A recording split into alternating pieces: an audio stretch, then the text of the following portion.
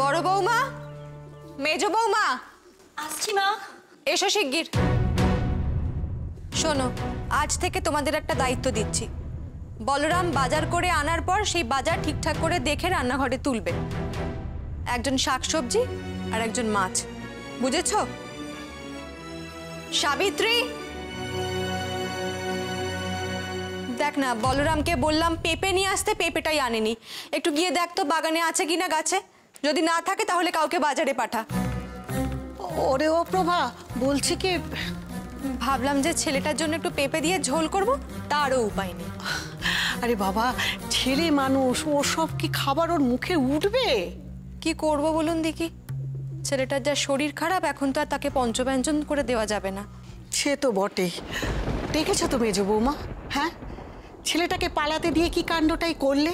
ছেলেটা তো শরীর খারাপ হলোই, তার থেকেও বড় কথা, যে ছেলে মায়ের বাধ্য ছিল চিরকাল, সে ছেলেও মাকে ফাঁকি দিতে শিখে গেল। প্রভা, ছেলেকে শক্ত হাতে ধর, এ আমি বলে দিলাম। পিসি দিদা, সুবি ছোট, সুবিকে শাসন করে এই সমস্যার সমাধান হবে না। তার চেয়ে বরং বড়দের বোঝাও, কাজে দেবে। সরলা, নিজেদের মধ্যে বাকবিতণ্ডা করলে কি সুবি সুস্থ হয়ে যাবে? বড়দিদি, তুমি যে মেজ বউয়ের কোনো দোষই দেখতে পাও না সেটা আমি জানি। সত্যি প্রভা, এত বড় একটা ঘটনা ঘটালো মেজ বউ, তুই কিন্তু তাকে কিচ্ছু বললি না। এমন সেবার দুম, জ্বরের রোগী ঘর থেকে বেরিয়ে গেল। এইভাবে চলতে থাকলে না, সুবি প্রশ্রয় পেয়ে যাবে, আমি বলে দিচ্ছি। আমার জন্য এই সংসারে কি হলো বলো তো দিদি? মা, দিদির দোষ নেবেন না মা।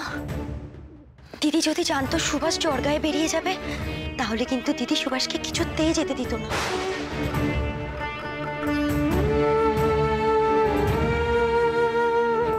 বাবা, বড় বৌমা তো দেখছি একদম পাকা সংসারী। হ্যাঁ, কত কি বোঝে, কেমন বড়দের মুখের ওপর কথা বলতে শিখেছে। হ্যাঁ, ওরে ও প্রভা, মা হয়ে তুই যত না বুঝিস, তার থেকে বেশি বুঝে দেখি তোর বউরা। হ্যাঁ, তাহলে আর আমাদের এখানে থেকে কাজ কি? প্রভা, এবার সংসারের মতামত নিতে হলে ওই বউদের থেকেই জেনে নিস, বুঝেছিস? দোষ নেবেন না পিসি দিদা, আমি কিন্তু কথাটা সেভাবে বলতে চাইনি। সব কথাতেই যদি চোখ ভিজে যায়, তাহলে তার কিছু বলারই নেই। মেজ বউ তো দেখছি বড় বউকে উস্কানি দিচ্ছে। মা, কেমন বড়দের মধ্যে কথা বলছে দেখো। মা, কমল কিন্তু ভুল কিছু বলেনি। থামবে তোমরা এবার? ওরা যদি বড়দের মুখের উপর কথা বলে অন্যায় করে থাকে, সেই একই অন্যায় তোমরাও করছো। পিসি দিদা তো কথা বলছেন, তার মুখের উপর কথা না বললেই কি নয়? যাও ঘরে যাও। চলুন পিসিমা, হেসেলে যাই। হ্যাঁ চল। এখানে দাঁড়িয়ে না থেকে হেসেলে এসো।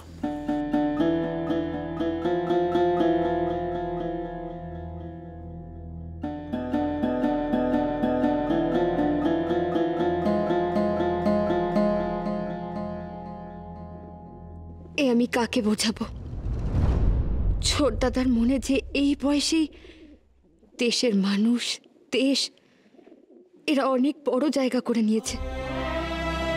যাদের মাথায় এসব একবার ঢোকে, তাদের মাথা থেকে বের হয় কখনো? দেশের চিন্তা কি এত ঠুনকো হতে পারে?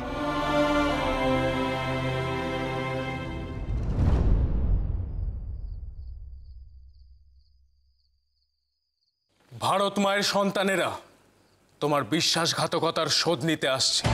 এভাবেই কটকে শামসুলের অতিথি সৎকার হবে। সত্য, তুমি লেখো। অমর, তুমি লিখবে, বেঈমান শামসুল যেন দিতে হবে মাসুল। এই পোস্টার কটকের পথে পথে ছেয়ে দিতে হবে। শহরে যেখানেই যাবে মানুষের যেন চোখে পড়ে। সত্য, চালের কি অবস্থা? যতীনদা, মাটির তলা থেকে চাল তুলে গোপনে বিলি করা হচ্ছে। প্রথম দফায় ঘর পিছু 2 করে চাল দেওয়া হয়েছে। আরও কিছু চাল বেঁচে আছে। পরিস্থিতিও ধীরে ধীরে স্বাভাবিক হচ্ছে, কিন্তু সময় লাগবে। যতদিন না সকলের ঘর তৈরি হচ্ছে, ঘরে চাল কিনতে পারছে, ততদিন আমরা চাল দিয়ে যাব। আর সকলে শোনো, পোস্টার লেখা হয়ে গেলে রাতের খাওয়া দাওয়া করে শুয়ে পড়ো তোমরা সবাই। মাঝরাতে আমাদের বেরোতে হবে। এই পোস্টারগুলো লাগাতে। যতীনদা পরের গুলো বলুন, কি লিখবো? বিপ্লবীরা জানে ভারত মায়ের ইজ্জত বাঁচাতে ইংরেজের পাচাটাদের মৃত্যু চাই।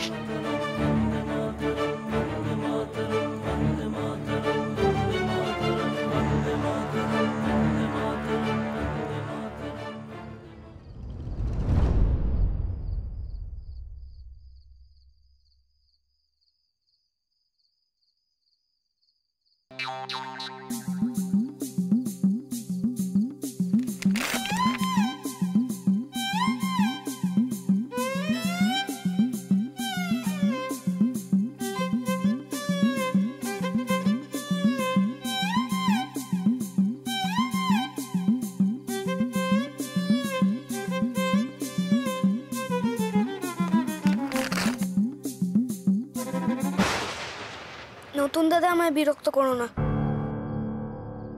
এই সুবি, তুই বুঝলি কি করে যেটা আমি করেছি? কারণ তুমি ছাড়া এই ঘরে আর কেউ নেই। আর তোমার পাতা যদি বেশি হয়ে থাকে তুমি আমাকে দাও, আমি ওগুলো নিয়ে চারুকে খাতা বানিয়ে দেবো। দিনরাত শুধু চারু চারু করিস কেন রে? আমাদের সাথে খেলিস না কেন? সবাই তোকে বলেছেন আমাদের সাথে খেলতে। মিস দাদা বলে 10 বার পড়া আর 1 বার লেখা সমান। আমাকে এখন অনেক লিখতে হবে। এই সব কটা বই লেখা শেষ করে আমায় চারুকে দিতে হবে। সুবি,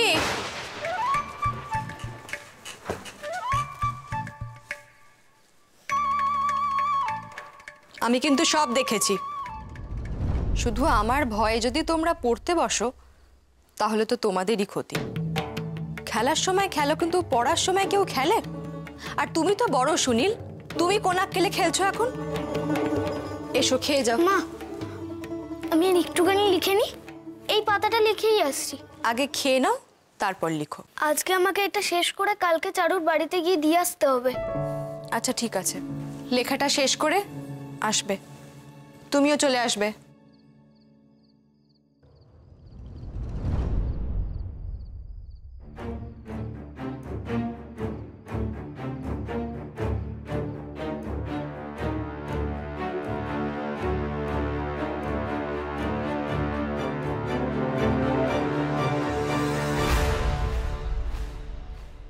এই পোস্টারগুলো দেখে মানুষের মনে একটা ধারণা হবে।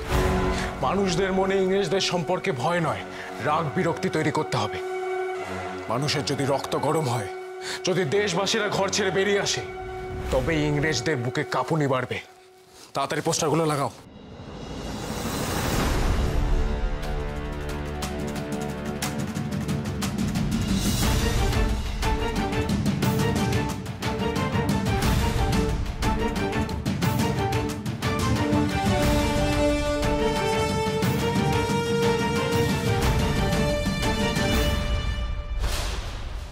আস্তে স্যার, আসুন স্যার, আসুন আস্তে আস্তে স্যার। স্যার জানেন স্যার, ওরা সব পোস্টার মারছে আর সব লেখা ইংরেজদের বিরুদ্ধে লেখাচ্ছে ওদের। রথিন, হ্যাঁ স্যার। এবার যদি খবরটা ভুল হয় তাহলে গর্দান নেবেন স্যার। এখন তাড়াতাড়ি চলুন, নাহলে তো আমি ওর মিথ্যে প্রমাণিত হব। হ্যাঁ চল। হ্যাঁ স্যার, আসুন আস্তে, আসুন স্যার। যতীনবাবু, পোস্টার আটকালে কি আমাদের সব কাজ শেষ হয়ে যাবে? এই শামসুলের মতন লোককে মেরে দেশের মানুষের কাছে বার্তা দিতে হবে যে আমরা কিছু একটা ঘটাচ্ছি। এইভাবে আমাদের সংগঠন বাড়বে। সব হবে অনুদিদি, কেবল সময়ের অপেক্ষা। যতই সকলে টেকার্ডকে ভয় পাক না কেন, যতই সকলে শামসুলের নাম শুনে কেঁপে উঠুক, আমাদের কাজ একটা, শামসুলকে আমরা কিছুতেই বাঁচতে দেব না। এরকম একদিন আসবে যেদিন পুলিশ দেখলে আমরা পালাবো না, আমাদের দেখলে পুলিশ পালাবে।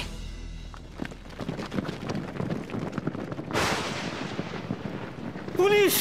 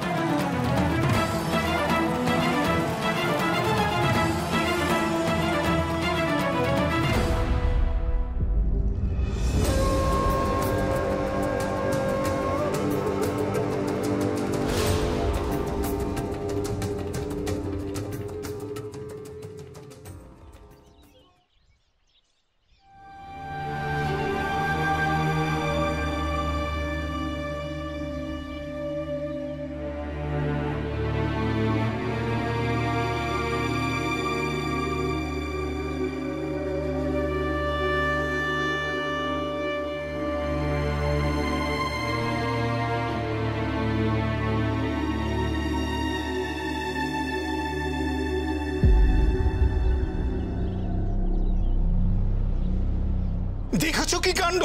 এ নিশ্চয়ই ওই স্বদেশীদের কাজ। আরে এরপরে আবার সেই পুলিশদের সঙ্গে বিপ্লবীদের না খুনোখুনি বেঁধে যায়, বললে হবে? হ্যাঁ, বুকের পাটা আছে কিন্তু এই বিপ্লবীদের। আর এর ফল তো আমাদেরই ভুগতে হবে। কেন? আচ্ছা, কোনো অঘটন তো ঘটে যেতে পারে।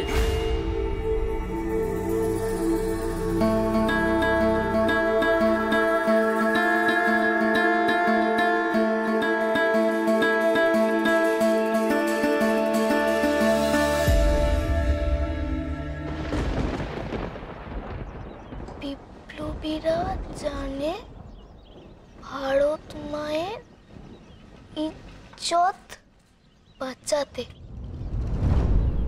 মেজদাদাকে জিজ্ঞাসা করতে হবে এই কথাগুলোর মানে।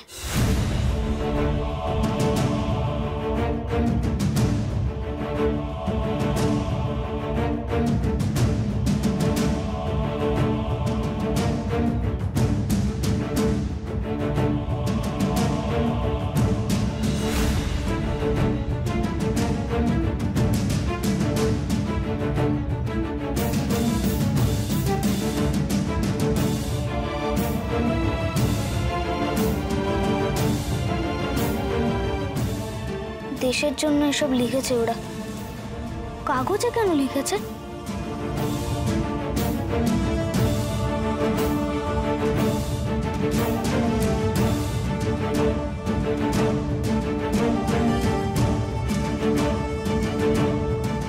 স্বদেশীরা কত কষ্ট করে এগুলো লিখেছে, আমি এর একটাও নষ্ট হতে দেব না। কি চাই? ঠিক আছে,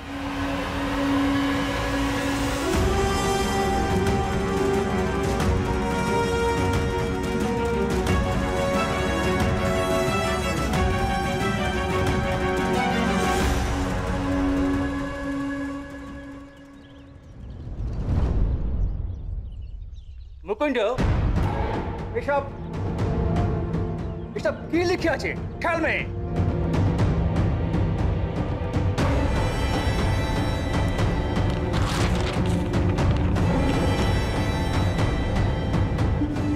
ওরা শামসুল আলমকে মারার কথা লিখেছে স্যার।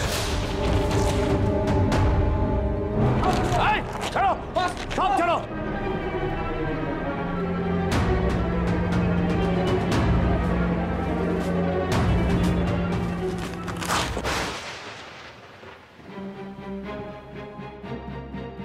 পুলিশ সব ছিঁড়ে ফেলছে কেন? এগুলো তো নিশ্চয় অনন্ত দাদারা আটকিয়েছে, ওরা তো জানতেও পারবে না।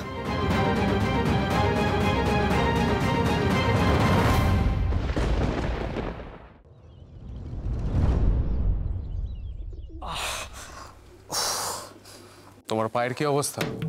খুব ব্যথা কি? ওষুধ লাগাতে হলে বলো। না জটিল দাস, সেরকম ব্যথা নেই।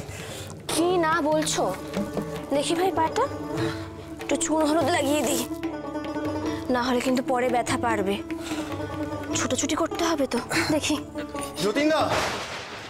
যতীনদা, খবর পেলাম পুলিশ সব পোস্টার চিনতে শুরু করেছে। সে কি? সাহস তো কম নয়। যতীনদা, আমাদের কিন্তু এর উত্তর দিতে হবে। হ্যাঁ। তোমরা সব এত খেপে উঠলে কেন? হ্যাঁ, আর এত অবাক হওয়ারই বাকি আছে? পুলিশের নজরে পড়লে যে একটাও পোস্টার আস্ত থাকবে না সে তো জানা কথা।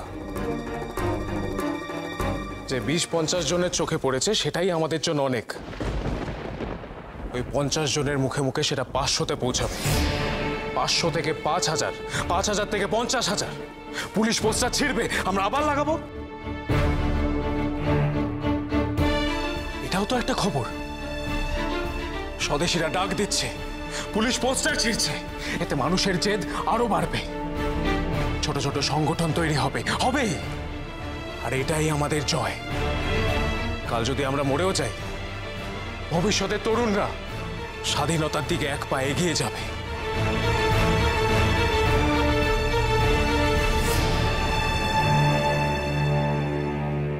আমি আউট হয়নি।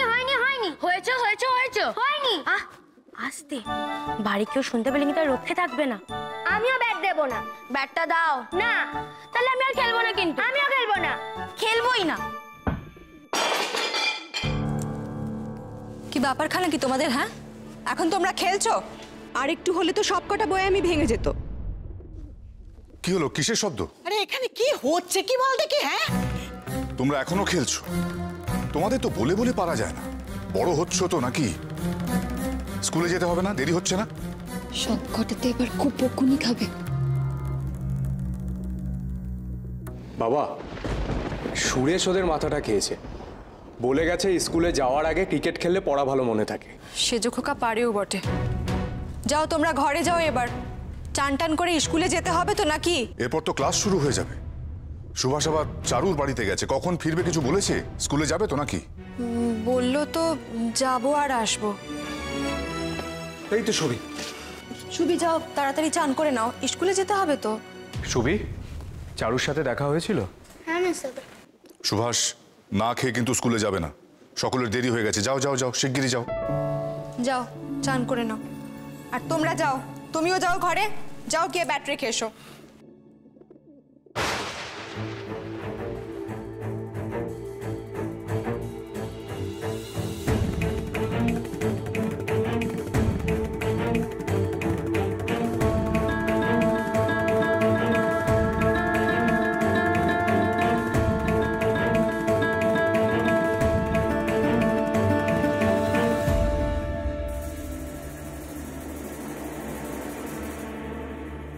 দাঁড়াও সুভাষ, এদিকে এসো,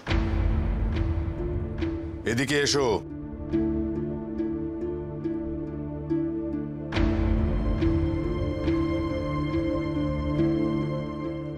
বের করো কাগজটা, কাগজটা বের করো। আমি তোমাকে কিছু বলছি সুভাষ, কাগজটা দাও এদিকে। ও বাবা সুবি, বাবা কি চাইছে দিয়ে দে, শুধু শুধু বকুনি খাবি, দিয়ে দে বাবা দিয়ে দে।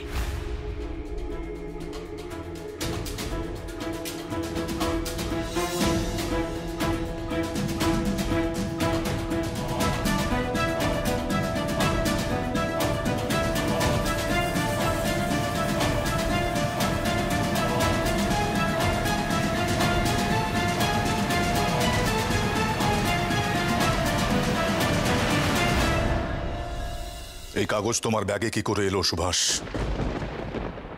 আমি জানতে চাইছি সুভাষ, তোমার ব্যাগে এটা কি করে এলো? ওরে ও প্রভা, বলি ওটা কি বল না, এই কাগজে কি লেখা আছে? জামাই ওকে এত বকাবকি করছে যে। তুমি চারুর বাড়িতে গিয়েছিলে বই খাতা দিতে, তাহলে এটা তোমার ব্যাগে কি করে এলো?